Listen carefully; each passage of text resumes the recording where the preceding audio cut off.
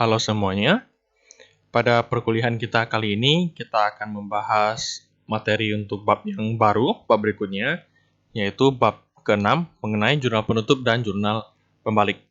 Jadi penutup pembalik yang akan kita akan kita pelajari sementara untuk perusahaan jasa dulu. Nanti di bab yang ke-7 baru kita berfokus untuk satu siklus, kita mengulangi dari awal, tapi untuk perusahaan dagang. Oke, jadi ini masih untuk perusahaan jasa dulu. Oke, kita masuk ke materi jurnal penutup dan jurnal pembalik. Kita ke bagian jurnal penutup dulu. Oke, di sini ada beberapa poin pembahasan. Saya bacakan yang di screen kita. Di pembahasan sebelumnya sudah dijelaskan bahwa akun atau rekening dikelompokkan menjadi dua golongan, yaitu rekening real berarti yang rekening-rekening yang ada di laporan posisi keuangan atau di neraca. Jadi akun 1, 2, dan 3. Kemudian rekening nominal itu untuk rekening-rekening yang ada di laporan laba rugi, yaitu pendapatan dan beban. Dikatakan nominal karena mereka sifatnya hanya sementara. Jadi sementara dalam artian angka-angka ini akan ada hanya untuk periode tersebut. Setelah periodenya berganti, maka akun-akun ini akan ditutup saldonya atau dinolkan. Jadi nanti pada periode yang baru akan dimulai dengan saldo 0, dengan saldo yang baru lah, dengan 0, dimulai dari 0 gitu. Oke.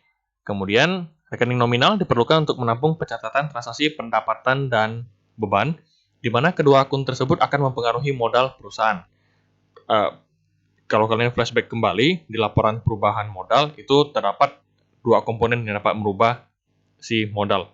Komponen pertama itu laba atau rugi, yang didapat dari laporan laba rugi, kemudian prive.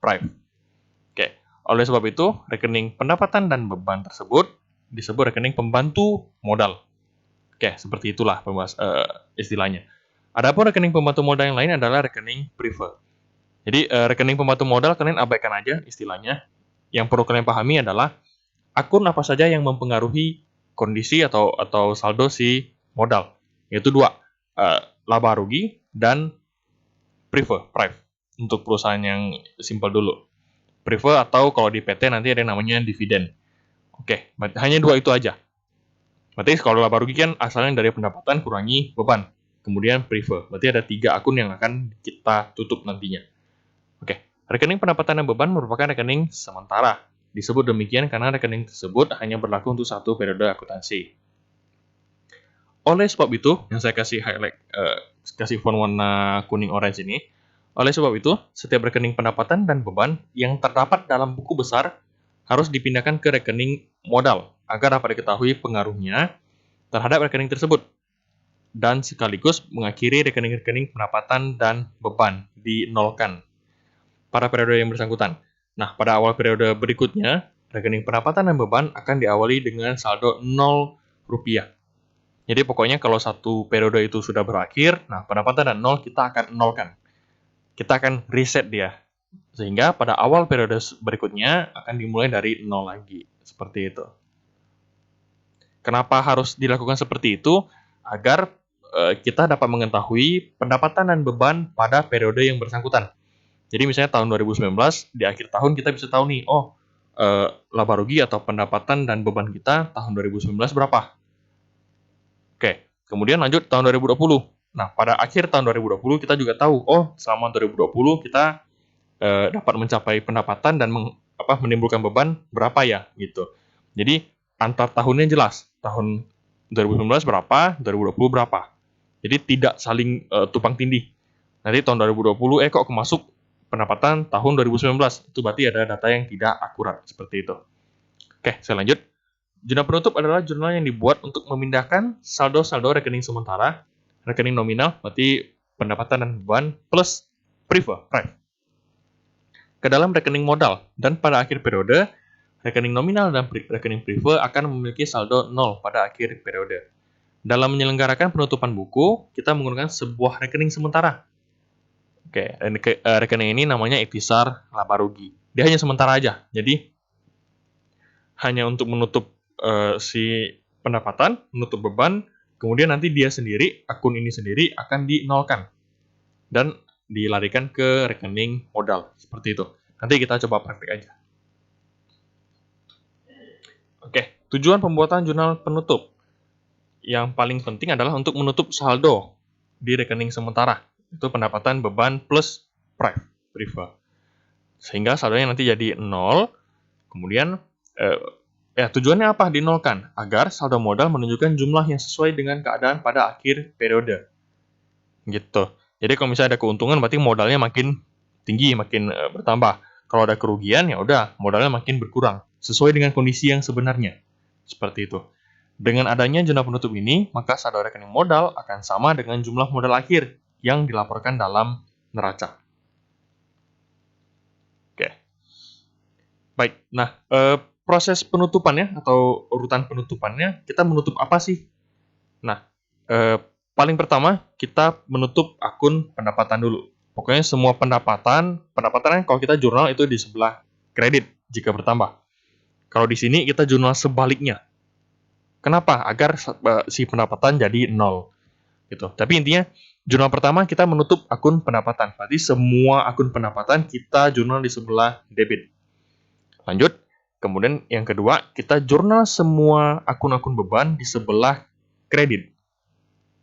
Oke. Yang ketiga,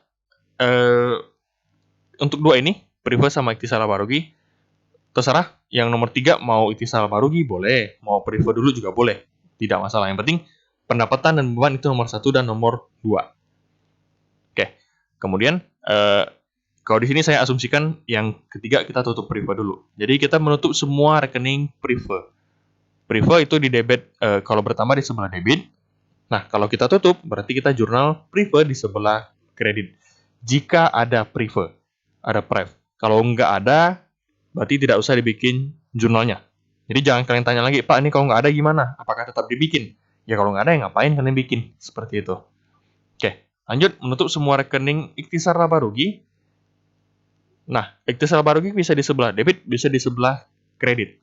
Tergantung nanti kondisi kita laba atau rugi. Seperti itu. Kalau laba, ikhtisar laba rugi kita jurnal di sebelah debit. Namun kalau rugi, kita jurnal ikhtisar laba rugi sebelah kredit. Oke, ikhtisar laba rugi dapat dari mana? Nanti dapat dari angka pendapatan dan angka beban. Selisihnya adalah ikhtisar laba rugi. Nanti kita lihat di sebelah jurnal, di penjurnalan jurnal penutup. Oke, otomatis akun-akun ini, aktiva, kewajiban, dan modal itu tidak ada hubungannya dengan jurnal penutup. Nah, untuk 3 rekening ini nanti bakal dinolkan. Priva, pendapatan, dan beban. Otomatis, nanti setelah kita bikin jurnal penutup kan ada nih yang namanya neraca saldo setelah penutup. Nah, neraca saldo setelah penutup itu bedanya dengan neraca saldo setelah disesuaikan apa? Bedanya hanya satu. Kalau di jurnal neraca saldo setelah penutup, yang ditampilkan hanya akun, aktiva, kewajiban, dan modal. Priva, pendapatan, beban itu dihilangkan. Bedanya itu aja. Oke? Kalau di neraca saldo setelah disesuaikan kan ada akun aktiva, kewajiban, modal, priva, pendapatan, sampai beban. Kalau di neraca saldo setelah penutup, yang muncul hanya aktiva, kewajiban, dan modal. Priva, pendapatan, beban itu dihilangkan karena sudah 0, sudah kita tutup. Oke. Nah, kurang lebih seperti ini gambaran untuk jurnal penutupnya kita. Kalau untuk menutup dari pertama nih, ini ada A, B, C, D. Kita mulai dari yang pertama. Kita menutup pendapatan. Oke. Berarti kalau menutup pendapatan, semua akun pendapatan kita jurnal di sebelah debit di sini. Kemudian kreditnya itu ikhtisar laba rugi. Kenapa semua pendapatan kita jurnal di sebelah debit? Agar si pendapatan itu kita nolkan, agar si pendapatan menjadi 0. Oke. Karena pendapatan kalau berkurang di sebelah debit kan, seperti itu. Baik, jadi ini di sini ada pendapatan jasa jika ada, kemudian pendapatan bunga jika ada, pendapatan lain-lain jika ada. Pak, di neraca saldo saya yang ada hanya pendapatan jasa. Ya udah, berarti kamu jurnal pendapatan jasa sebelah debit, kreditnya ikhtisar laba rugi, gitu aja. Kalau misalnya ada yang lain, ada pendapatan sewa, pendapatan bunga, yang masukin semuanya di debitkan. Jadi pendapatan jasa debit, pendapatan bunga debit, pendapatan sewa sebelah debit, seperti itu. Nanti ikhtisar laba rugi sebelah kredit, kalian ambil totalnya aja. Oke, di sini ada akun penjualan, itu nanti bakal dipakai di jurnal penutup perusahaan dagang. Oke, lanjut jurnal yang kedua, menutup akun beban. Kita menutup akun beban. Oh ya, nanti selama pengerjaan jurnal, kalian tolong kasih keterangan ya. Ini kalian menutup akun apa? Jadi seperti ini kan, saya ada tulis nih, menutup akun pendapatan misalnya. Kalian tidak perlu tulis A juga, tapi yang penting ada keterangan. Ini kalian menutup kelompok apa? Menutup akun pendapatan misalnya, atau menutup kelompok pendapatan. Gitu. Jadi masukin keterangan. Jangan hanya jurnal, karena nanti akan membingungkan. Kalian ini tujuan jurnal penutupnya mau tutup apaan nih? Seperti itu. Oke, lanjut. Yang kedua, menutup akun beban. Berarti semua beban yang ada, kalian jurnal di sebelah kredit. Ya, jadi berlawanan. Kalau beban biasa kita bertambah kan sebelah debit. Nah, ini kita nolkan dia. Maka kita kurangi. Kalau kurangi, berarti beban sebelah kredit.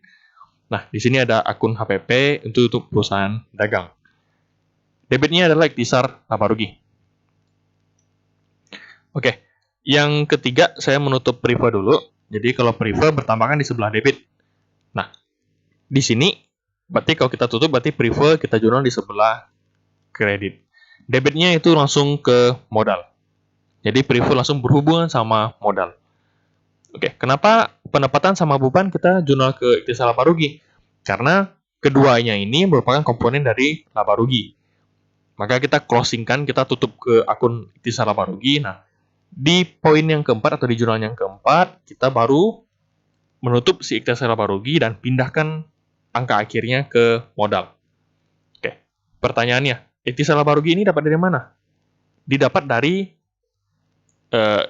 ikhtisar laba rugi yang sebelah di jurnal pertama, di pendapatan. Di sini saya kasih warna kuning. Di sini, oke, dikurangi dengan ikhtisar laba rugi yang di jurnal kedua saat penutupan beban. Oke. Nah, kedua ini kalian lihat mana lebih gede. Contoh, di sini ikhtisar laba rugi 100 juta lah, 100 juta. Kemudian di yang beban ikhtisar laba rugi ada 60 juta. Oke. Berarti kalau kalian lihat sebelah kredit ini ada 100 juta, sebelah debit ada 60 juta. Lebih besar mana? Lebih besar sebelah kredit. Oke, berarti sisanya berapa? Sisanya 40 juta. Nah, kalau 40 juta, berarti kan kredit lebih gede nih, lebih gede 40 juta. Berarti kita jurnal, kita tutup yang ini kan, berarti saya kasih ini, sisa 40 juta, itu di sebelah kredit. Oke, jika seperti ini, ada sisa 40 juta sebelah kredit, berarti kita tutup akun ini. Cara tutupnya gimana? Berarti kita jurnal di sebelah debit 40 juta. Oke, kita jurnal si ikhtisar laba rugi sebelah debit itu 40 juta. Kreditnya itu modal, seperti itu. Jadi di sini ada keterangan jika laba. Berarti kan kalau kayak gini kan dia laba 40 juta. Berarti jurnal ikhtisar laba rugi sebelah debit.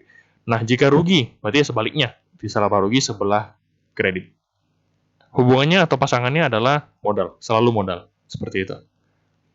Oke. Nah, ini contoh jurnal penutup kita. Saya pakai contoh soal 5.1, Tugu Realty. Jadi agar lebih berlanjut terus lah soalnya. Jadi kalian dapat gambaran juga nanti satu siklus seperti apa. Oke, kalian buka jawaban kalian, buka materi kalian untuk yang Tugu Realty. Terakhir, posisi kertas kerja ataupun neraca saldo setelah disesuaikan itu bagaimana? Nah, agar lebih memudahkan, saya tampilkan langsung. Ini neraca lajur untuk Tugu Realty. Nah, yang perlu kalian perhatikan apa? Yang perlu kalian perhatikan yaitu kolom di neraca saldo setelah disesuaikan. Oke? Neraca saldo setelah disesuaikan. Nah, apa aja yang ditutup? Ingat, yang ditutup adalah pendapatan, kemudian para beban,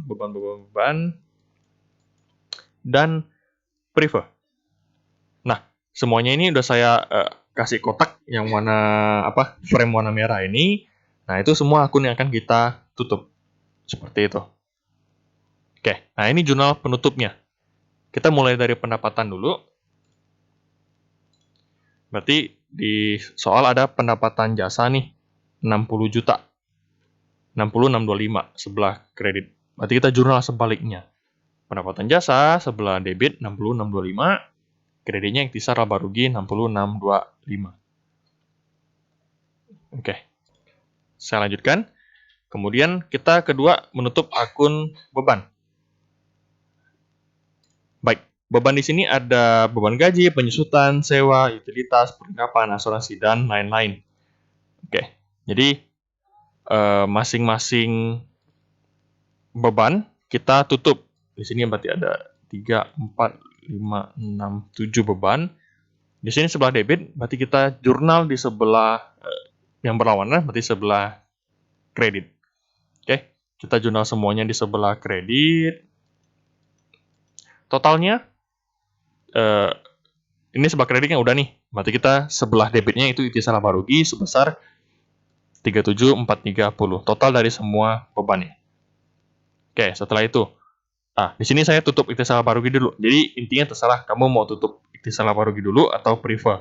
Yang penting pertama itu menutup pendapatan dulu, kedua menutup beban. Itu urutannya. Nah, menutup ikhtisar laba rugi. Kita lihat mana yang lebih gede ikhtisar laba ruginya. Jadi di pendapatan ada ikhtisar laba rugi sebelah kredit 60.625.000.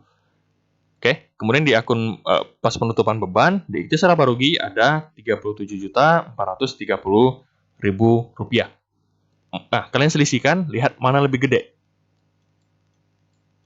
Yaitu lebih gede si 60.625. Lebih gede sebelah kreditnya lah. Oke, berarti selisihnya berapa? Selisihnya adalah 23.195.000 rupiah sebelah kredit. Oke, karena ini kredit lebih gede. Berarti kita pas menutupnya, kita jurnal berlawanan. Berarti 23.195 yang tadi, kita jurnal di sebelah debit. Berarti di sini ikhtisar laba rugi, 23.195 sebelah debit, kreditnya adalah modal. Terakhir, itu prefer 5.200.000. Kita jurnal prefer sebelah kredit 5.200.000, debitnya modal. Oke, dengan begitu soalnya untuk si jurnal penutup selesai. Oke, di sini tidak diminta untuk bikin neraca saldo setelah penutup. Namun jika diminta nih, misalnya diminta, berarti kalian bikin aja neraca saldo setelah penutupan. Formatnya gimana? Formatnya kayak biasa. Berarti dari kopnya dulu, Tugu Realty, kemudian di bawahnya neraca saldo setelah penutupan, di bawahnya periode 31 Juli 2020. Oke, kalian bikin kolomnya sama persis seperti kolom neraca saldo. Jadi ada nomor rekening, ada nama akun, ada debit, kredit. Jadi 4 kolom. Oke, isinya apa aja?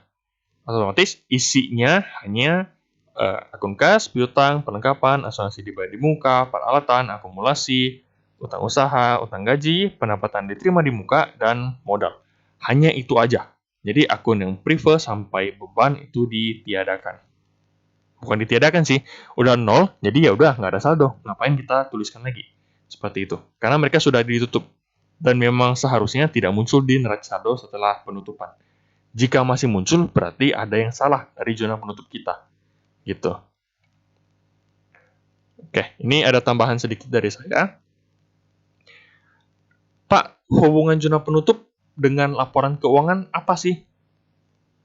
Oke, jadi di sini saya ambil contoh yang kalau nggak salah antara bab 1 atau bab 2. Kita ada jasa khusus akuntansi coming soon yang pernah kita kerjakan. Nah, saya ambil contoh di sini. Oke, kalau kalian lihat dulu deh. Yang kita tutup nih, misalnya kita lihat dari laporan keuangan ini. Kan ada beberapa akun. Nah, akun yang kita tutup apa aja? Akun yang kita tutup, misalnya kalau kita lihat dari laporan ini adalah akun pendapatan jasa, ini, beban gaji, beban listrik, perlengkapan, beban, lain-lain. Atau bisa kita bilang semua akun yang muncul di laba rugi itu kita tutup. Oke, berarti ada akun pendapatan sama beban tersebut, kemudian akun prefer di laporan perubahan modal. Begitu. Berarti akun-akun itu yang kita tutup. Kemudian, laba rugi. Sebenarnya gini, kita tutup kan tadi tujuan penutup adalah agar modal yang tercatat itu sesuai modal yang seharusnya. Jadi secara laporan perubahan modal akhirnya kan 17.450.000. Namun secara neraca saldo, di neraca saldo itu masih 16 juta. Jadi agar si 16 juta, modal yang 16 juta berubah menjadi 17.450.000 itu gimana? Caranya adalah melalui jurnal. Oke, jurnal apa? Yaitu jurnal penutup. Nah, maka dari itu, di jurnal penutup kita menutup si pendapatan, beban. Kita tutup ke ikhtisar laba rugi, dan ikhtisar laba rugi kita tutup ke modal. Jadi nanti larinya juga ke modal. Oke. Prive juga sama, kita mengkreditkan prive dan kita mendebitkan modal. Dia larinya juga ke modal. Oke, jadi seperti itu. Itu hubungannya. Jadi jurnal penutup bukan hanya jurnal-jurnal gitu doang, enggak. Jadi agar si modal kita itu sesuai kondisi yang sebenarnya. Dia berubah sesuai kondisi perusahaan. Apakah ada laba atau rugi, ada prive atau enggak, seperti itu. Sehingga akun yang muncul di neraca saldo setelah penutup itu hanya akun-akun yang ada di laporan posisi keuangan. Lihat kan, di laporan posisi keuangan yang muncul hanya aktiva, kewajiban, dan modal. Modalnya juga modal akhir, modal yang dapat dari perubahan modal, seperti itu. Ya, jadi itu hubungan jurnal penutup dan laporan keuangan. Itu efek dari jurnal penutup, seperti itu.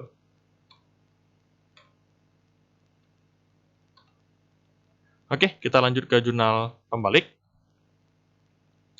Oke, dalam akuntansi, pembuatan jurnal pembalik sifatnya pilihan atau opsional. Nah, dikatakan opsional karena ini kembali ke kebijakan manajemen, kebijakan perusahaan.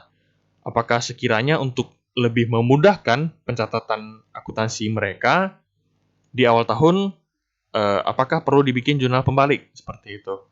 Kalau misalnya dirasa bisa lebih memudahkan, ya udah awal tahun atau awal periode dibikin jurnal pembalik. Jika dirasa jurnal pembalik tidak dibutuhkan, berarti tidak perlu dibikin. Kalau di praktek kerjanya ya, seperti itu. Jadi sekali lagi sifatnya opsional, tidak wajib. Oke, jurnal pembalik ini biasanya dibikin setiap awal periode akuntansi. Kalau maksud dari periode gimana? Periode itu bisa aja bulanan, bisa aja tahunan, tergantung perusahaan lagi. Misalnya perusahaannya tutupnya tahunan deh. Berarti periode yang dimaksud adalah periode tahunan. Oke, kalau periode tahunan berarti jurnal penutup dibikin pada tanggal 31 Desember 2019 misalnya. Oke, jurnal pembalik dibikinnya kapan? Berarti dibikinnya awal tahun berikutnya, yaitu 1 Januari 2020. Seperti itu. Jika dibutuhkan. Jika tidak, berarti tidak perlu dibikin. Oke. Nah, jurnalnya itu seperti apa? Jadi masih jurnal kayak biasa, cuman jurnal yang kita balik adalah jurnal yang ada di AJP. Kita membalik jurnal di penyesuaian. Kayak misalnya kita jurnal beban gaji pada utang gaji. Nah, di jurnal pembalik, kita balikin aja, benar-benar dibalik. Berarti awalnya beban gaji utang gaji di jurnal AJP. Nah, di jurnal pembalik kita jurnal menjadi utang gaji pada beban gaji. Kita balik debit kreditnya. Seperti itu. Oke. Berarti ini acuannya adalah AJP yang telah kita bikin, telah di jurnal. Oke. Jadi database-nya hanya AJP. Seperti itu. Di sini ada kotak-kotak kata kuncinya. Jadi jurnal pembalik dibikin awal periode, sifatnya tidak wajib, opsional, mengacu ke jurnal AJP, jurnal penyesuaian. Cara penjurnalannya adalah dengan membalik jurnal penyesuaian. Oke, di screen ini,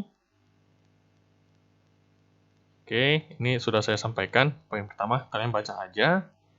Kemudian, oke, ini juga tidak ada. Jadi tujuan jurnal pembalik adalah untuk menyederhanakan pembuatan jurnal yang bersangkutan pada tahun berikutnya. Oke, menyederhanakan seperti apa nanti kita ada contohnya. Baik, jurnal pembalik yang dibuat mengacu kepada jurnal penyesuaian. Ini selalu ditekankan agar kalian tidak bingung.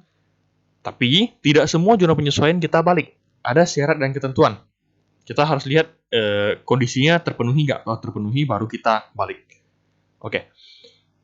Mengacu kepada jurnal penyesuaian yang sudah dibuat sebelumnya, dengan kondisi jurnal penyesuaian tersebut menimbulkan piutang receivable atau utang payable. Jadi lihat, di sebelah debit ada menimbulkan piutang nggak? Oke, ada akun aktiva nggak menimbulkan piutang nggak? Kalau misalnya ada menimbulkan piutang, atau lebih simpelnya kita mendebit aktiva, nah maka perlu dibikin jurnal pembalik. Atau kita ada mengkreditkan utang, atau ada mengkreditkan kewajiban, maka kita juga bikin jurnal pembaliknya. Atau ya, jadi kalian lihat jika salah satu kondisi ini terpenuhi, berarti perlu dibikin jurnal pembalik. Jadi antara bagian debit itu ada aset, ada aktiva, atau atau ya sebelah kredit ada akun utang. Seperti itu. Atau ya, bukan dan, atau. Tolong dicermati dengan baik. Oke. Nah, ini beberapa akun atau beberapa case, beberapa contoh untuk jurnal penyesuaian yang dilakukan yang dibalik di jurnal pembalik. Oke, kita lihat di sini. Pertama, ada asuransi dibayar di muka pada beban asuransi. Jika ada akun seperti ini di jurnal penyesuaianmu, berarti perlu dibikin jurnal pembalik. Jadi beban asuransi pada asuransi dibayar di muka. Perhatikan posisinya ya. Yang biasanya kita jurnal sebelum-sebelumnya adalah beban asuransi pada asuransi dibayar di muka. Jika seperti itu berarti tidak perlu dibalik. Kenapa? Karena dia tidak mendebetkan akun aktiva seperti itu. Oke. Kemudian ada akun pendapatan sebelah debit, kreditnya pendapatan diterima di muka. Di sini kalau yang saya balik ke yang tadi, kalau yang contoh yang pertama ini kita ada mendebet aset, makanya kita balik. Yang contoh kedua kita ada mengkreditkan kewajiban, pendapatan diterima di muka, kewajiban, maka perlu dibikin jurnal pembalik. Yang berikutnya kita ada mendebetkan perlengkapan, berarti kita juga bikin jurnal pembaliknya. Lanjut, di jurnal penyesuaian kita ada mengkreditkan utang, ada mengkreditkan kewajiban, berarti kita balik juga. Terakhir, kita ada mendebetkan piutang, berarti kita juga perlu bikin jurnal pembaliknya. Intinya, di bawah sudah saya kasih note, tidak semua jurnal penyesuaian perlu dilakukan jurnal pembalik. Hanya jurnal penyesuaian yang sesuai dengan kondisi yang tertera pada tabel di atas yang perlu dilakukan pembalik. Atau jika susah diingat, intinya gini aja. Di penyesuaian kamu lihat, ada nggak jurnal yang mendebet akun aktiva di sebelah debit? Oke, ada nggak yang mendebet akun aktiva? Jika ada, kalian balik. Jika tidak ada, kalian lihat apakah dia ada mengkreditkan akun kewajiban. Jika ada, maka juga dibalik. Jadi atau ya, antara mendebitkan aktiva atau mengkreditkan kewajiban. Seperti itu. Nah, ini contoh yang tadi saya katakan jurnal pembalik itu tujuannya untuk memudahkan pencatatan di tahun berikutnya atau di periode berikutnya. Jadi ini salah satu contoh alurnya. Oke, di sini dikatakan perusahaan membeli surat berharga dalam kurung obligasi senilai 100 juta pada tanggal 1 September 2018 dengan jangka waktu 6 bulan. Besarnya tingkat suku bunga sebesar 9% per tahun. Berarti di 31 Desember 2018 tugas kita mencatat apa? Oke, ini merefresh kembali nih pengetahuan kita mengenai penyesuaian. Berarti di sini kita mencatat, kita kan ada beli surat berharga nih, kita berinvestasi. Otomatis kita berhak mendapatkan bunga. Nah, sampai 31 Desember 2018, tugas kita adalah kita harus mencatat hak atas bunga obligasi tersebut. Kalau hak, berarti kan itu pendapatan kita. Nah, pendapatan yang belum dibayar, berarti kita catat sebagai piutang. Berarti kita mendebit piutang bunga dan mengkreditkan pendapatan bunga. Perhitungannya, berarti 100 juta dikalikan dengan persen bunganya 9%, kalikan dengan 4/12. 4/12 itu dari September, Oktober, November, Desember, 4 bulan. Jadi 4/12. Dapatlah di sini 3 juta piutang bunga, 3 juta pendapatan bunga. Oke, kita lihat di sini. Di jurnal penyesuaian ini, kita ada mendebet akun aktiva nggak? Ternyata ada. Akun aktivanya yaitu berupa piutang bunga sebelah debit. Oke, karena ada, berarti di awal tahun berikutnya perlu dibikin jurnal pembalik. Cara bikinnya gimana? Berarti tinggal dibalik aja. Berarti piutang bunga yang awalnya sebelah debit 3 juta, kita jurnal di sebelah kredit 3 juta, dan pendapatan bunga yang awalnya sebelah kredit, kita jurnal sebelah debit 3 juta. Seperti itu. Oke. Nah, kita lanjut. Pada saat obligasinya jatuh tempo, berarti kan bunganya juga dibayarkan kepada kita. Nah, jurnal yang dicatat saat obligasi jatuh tempo tanggal 1 Maret 2019. Kan udah 6 bulan tuh, dari 1 September sampai 1 Maret 2019. Oke. Nah, jurnalnya seperti apa? Nah, kita hanya menjurnal untuk bunga obligasinya aja. Jadi di luar pokok pinjaman, di luar si obligasinya. Di luar yang 100 juta. Jadi kita hanya bahas murni untuk bunganya saja. Oke. Pada saat 1 Maret, kita menerima pembayaran bunga 4.500.000. Dapat dari mana? Itu dapat dari 100 juta kalikan 9% per tahun kalikan 6/12. 6 bulan. Dari 1 September sampai 1 Maret. Dapatlah 4.500.000. Oke, pertanyaan berikutnya. Jika pada awal tahun 2019, perusahaan ada bikin jurnal pembalik. Berarti jurnal yang harus dicatat pada saat penerimaan pembayaran bunga apa? Berarti kita mencatat kas sebelah debit 4.500.000. Nah, kreditnya semua kita catat sebagai pendapatan bunga. Seperti itu. Oke. Nah, jika asumsinya jika tidak ada jurnal pembalik. Jadi jurnal di sini tidak ada. Kita tidak bikin jurnal pembalik. Berarti pada saat penerimaan pembayaran bunga, kita catatnya bagaimana? Berarti kita mencatat sebelah debit, kita menerima kas 4.500.000. Nah, sebelah kredit, kita harus mengkreditkan piutang bunga 3 juta. Asalnya dari mana? Asalnya dari AJP yang sebelumnya kita bikin di sini.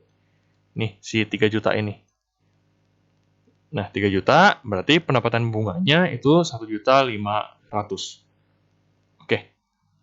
Berarti kondisi seperti ini kita harus mengkreditkan piutang yang sudah kita catat sebelumnya, berarti sisanya kita catat sebagai pendapatan bunga. Oke, jika berbicara lebih lanjut, Pak, apakah fair? Apakah pencatatan seperti ini fair? Tentu fair. Kenapa? Karena pendapatan bunga ini kita catat di tahun 2019 sebesar 1.500.000. Oke. Apakah adil? Ya, tentu adil. Catatan kita akurat. Kenapa akurat? Karena pendapatan bunga yang kita catat pada tahun 2019 ini 1.500.000 bersumber dari bunga bulan Januari dan bulan Februari. Oke. Sedangkan bunga September, Oktober, November, Desember sudah kita catat pada tahun 2018. Nih, si pendapatan bunga 3 juta. Jadi secara pendapatan matching. Secara pendapatan ini sudah benar, sudah sesuai timeline-nya, sesuai historisnya. Oke, jadi pendapatan tahun 2018 ya harus dicatat pada tahun tersebut. Sedangkan pendapatan yang menjadi haknya tahun 2019 harus dicatat pada tahun 2019 juga. Oke. Pertanyaan berikutnya. Pak, berarti kalau kita bikin pembalik nih, kan ini mendebet 3 juta. Bukankah pendapatan bunganya jadi minus? Oke. Enggaklah pendapatan bunganya jadi minus. Kenapa? Karena pada saat 31 Desember nih, kan kita ada mengkreditkan pendapatan bunga 3 juta. Kalau kita lihat di tengah-tengah ini, kita ada mencatat jurnal penutup. Jadi pendapatan bunga ini kita juga tutup di sebelah debit. Otomatis secara saldo pendapatan bunga kita jadi 0. Nah, di awal tahun 1 Januari 2019, pendapatan bunga kita start dari saldo 0. Oke. Kemudian kita bikin pembalik nih, pendapatan bunga kita debitkan 3 juta. Berarti kan pendapatan bunga kita menjadi minus sebenarnya untuk tahun 2019. Oke. Pak, apakah memang minus? Iya, posisinya bakal di sebelah debit. Apakah salah? Ini kembali ke perusahaan, karena perusahaan merasa pencatatan seperti itu lebih simple, lebih memudahkan si pencatat. Oke, tapi angka minus 3 juta ini tidak akan selalu menjadi minus. Tidak akan selalu di sebelah debit. Kenapa? Karena pada saat kamu menerima pembayaran bunga obligasi di poin yang ini, kamu mengkreditkan akun pendapatan bunga 4.500.000. Oke, berarti awalnya di sini pendapatan bungamu sebelah debit sebesar 3 juta. Nah, kamu ketemu dengan jurnal ini mengkreditkan pendapatan bunga 4.500.000, otomatis saldomu bakal menjadi di sebelah kredit sebesar 1,5 juta. Oke, maka pencatatanmu sebenarnya sama, saldonya juga sama dengan jika tidak dibikin jurnal pembalik, sama-sama 1,5 juta untuk akun pendapatan bunga. Oke, jadi seperti itu. Pak, jadi kalau dikatakan memudahkan itu memudahkan dari segi apa? Oke, kalau kalian lihat di sini di jurnal pembalik, pada saat penerimaan pembayaran bunga obligasi, nah jika kamu ada bikin jurnal pembalik, kamu tidak perlu susah jurnalnya. Jadi semuanya kamu hajar ke pendapatan bunga 4.500.000. Nah, jika kamu tidak bikin jurnal pembalik, berarti seperti poin kedua ini, kamu harus memisahkan lagi nih di sebelah kreditnya, mana yang piutang bunga, mana yang pendapatan bunga.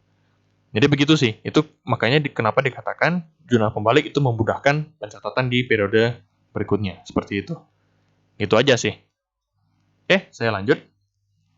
Nah, kita ada latihan soal 6.1. Kita diminta bikin jurnal pembalik untuk Tugu Realty, masih data yang sama, Tugu Realty. Oke, sebentar. Oke, saya lanjutkan.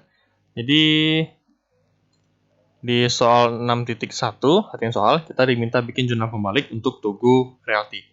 Oke, saya sajikan kembali data AJP-nya agar lebih memudahkan saat pembahasan. Oke, ingat yang tadi saya tekankan, yang perlu dibikin jurnal pembalik hanya jurnal penyesuaian yang ada mendebitkan akun aktiva atau mengkreditkan akun kewajiban. Oke, kita lihat satu persatu. Yang poin A, di debit akun beban, di kreditnya akun aktiva. Berarti tidak ada yang perlu dibikin jurnal pembalik. Oke, lanjut poin B. Dia mendebit beban dan mengkreditkan aktiva. Berarti tidak memenuhi syarat yang tadi. Lanjut, poin C, kita mendebitkan beban dan mengkreditkan aktiva. Berarti juga tidak memenuhi kriteria. Poin D, kita mendebitkan beban dan mengkreditkan kewajiban. Nah, berarti kita ada mengkreditkan kewajiban. Otomatis perlu kita bikin jurnal pembalik. Lanjut, poin E, kita mendebitkan piutang usaha dan mengkreditkan pendapatan jasa. Berarti kita ada mendebitkan aktiva. Berarti kita bikin jurnal pembaliknya juga. Poin F, kita mendebitkan kewajiban, kita mengkreditkan pendapatan. Berarti tidak memenuhi kriteria. Berarti hanya dua nih yang perlu kita bikin jurnal pembaliknya. Berarti awalnya beban gaji pada utang gaji 440, kita balik utang gaji pada beban gaji 440. Oke, jurnal pembalik di 1 Agustus 2020. Lanjut yang tadi, piutang usaha sebelah debit pada pendapatan jasa 1 juta, kita balik pendapatan jasa pada piutang usaha 1 juta. Oke, selesai jurnal pembaliknya. Lanjut, soal 6.2, kita diminta bikin jurnal penutup dan pembalik untuk CV apa aja deh. Soal latihan 5.1 yang kalian jadikan assignment. Oke, kita masuk. Nah, saya tampilkan kembali neraca lajurnya sekali lagi agar lebih memudahkan. Oke, berarti yang perlu kita tutup, pertama kita jurnal penutup dulu. Yang perlu ditutup adalah akun prive, pendapatan, dan akun beban-beban. Oke, kita bikin jurnal penutupnya, berarti pendapatan jasa 115 juta, kita tutup. Pendapatan jasa 115 juta, sebelah debit, kreditnya kisar laba rugi 115 juta. Kemudian akun-akun beban, gaji, sewa, penyusutan, asuransi, perlengkapan, dan lain-lain. Kita tutup mereka di sebelah kredit ini. Oke, berarti debitnya itu ikhtisar laba rugi sebesar 65 juta, sebesar totalnya mereka. Oke, kemudian kita tutup si ikhtisar laba rugi. Nah, kita lihat di sini, ikhtisar laba rugi sebelah yang pada saat penutupan pendapatan, ada akun ikhtisar laba rugi sebelah kredit 115 juta. Di penutupan akun beban ada ikhtisar laba rugi 65 juta. Berarti kita kurangi, berarti selisihnya sebesar 50 juta. Lebih gede di sebelah kredit. Berarti posisinya itu 50 juta sebelah kredit. Berarti kita tutup. Kita tutup berarti menjadi debit. Nah, berarti ikhtisar laba ruginya kita jurnal di sebelah kredit 50 juta pada modal 50 juta. Setelah itu akun prefer 10 juta kita tutup. Nanti prefer sebelah kredit 10 juta pada modal. Oke, penutup selesai. Nah, lanjut jurnal pembalik. Ini ada akun, bukan akun, ini jurnal penyesuaian untuk si CV apa aja deh. Sekali lagi saya tampilkan kembali agar lebih memudahkan.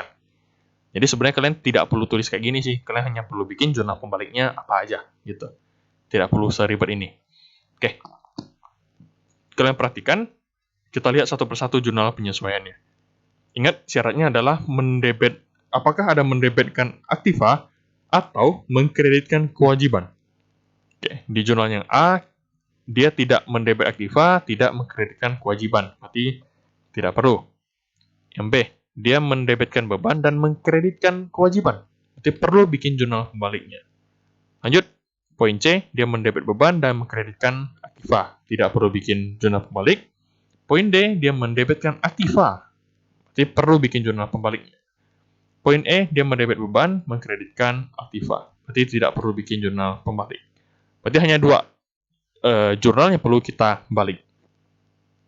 Berarti awalnya beban gaji pada utang gaji dibalik. Jadi utang gaji pada beban gaji 2 juta. Kemudian piutang usaha pada pendapatan jasa dibalik menjadi pendapatan jasa pada piutang usaha 15 juta. Oke, berarti jurnalnya seperti ini.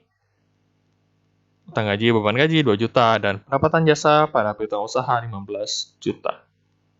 Oke, jadi pembahasan materi bab 6 kita selesai. Kebetulan di sini saya tidak berikan untuk latihan-latihan soal, sudah saya bahas langsung di materi ini, karena yang akan lebih kita fokuskan nanti di perusahaan dagang. Jadi ini masih perusahaan jasa, intinya kalian pahami konsep berpikirnya, untuk jurnal penutup bagaimana, untuk jurnal pembalik bagaimana. Nah, untuk latihan soalnya udah langsung saya bahas. Jadi kalian coba review kembali aja. Kalian coba pikirkan, oh kira-kira kayak gini, jurnal penutupnya kayak gimana ya? Setelah itu kalian lihat kembali ke pembahasan saya, seperti itu. Oke, nanti bakal kita bahas lebih dalam untuk jurnal penutup dan pembalik di materi bab 7 di perusahaan dagang. Oke, jadi sampai di sini untuk materi bab 6 kita. Seperti biasa, jika ada pertanyaan, ada materi yang kurang dipahami, ataupun ada yang, Pak, kalau misalnya kayak gini, gimana ya jurnalnya? Atau kayak gini kasusnya gimana ya? Boleh kalian tanyakan kepada saya, seperti biasa. Oke, jadi video perkuliahan ini saya akhiri. Semoga apa yang saya sampaikan dapat dimengerti dengan baik dan dapat dipahami. Oke, sekian video ini. Terima kasih.